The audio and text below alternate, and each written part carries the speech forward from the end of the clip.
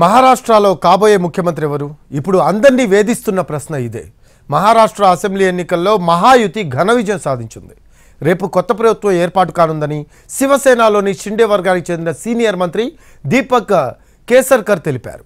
అయితే ముఖ్యమంత్రితో పాటు ఉప ముఖ్యమంత్రులు మాత్రమే ప్రమాణం చేస్తారని వివరించారు. ఇవాళ జరిగే సమావేశంలో పదవుల పంపకం కొలిక్కి వచ్చే అవకాశం ఉంది. మహారాష్ట్ర ముఖ్యమంత్రి ఎవరు, కూటమిలోని ఎవరికెన్ని కేబినెట్ బెర్తులు దక్కనున్నాయి, ఎవరెన్ని మంత్రి పదవులు వరిస్తాయి అనే అంశంపై స్పష్టత వచ్చే వీలుంది. మహారాష్ట్ర ముఖ్యమంత్రి పదవికి గట్టి పోటీ నెలకొంది. ఇటు ఏక్నాథ్ షిండే, అటు దేవేంద్ర ఫడ్నవీస్ సీఎం పదవిని ఆశిస్తూ ఉన్నారు. అయితే ఈ విషయంలో ఎలాంటి వివాదానికి తావు లేదని వాళ్ళిద్దరూ స్పష్టం చేశారు. సీఎం విషయంలో మహాయుతిలోని 3 భాగస్వామ్య పక్షాలు ఒకే మాటపై నిలుస్తాయన్నారు.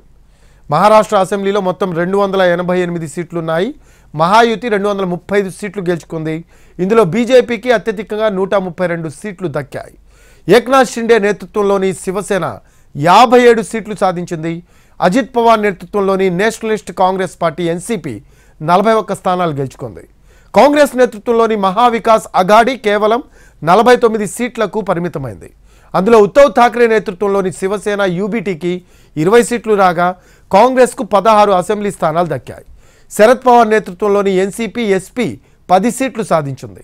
సమాజ్వాదీ పార్టీ 2 స్థానాలు దక్కించుకుంది.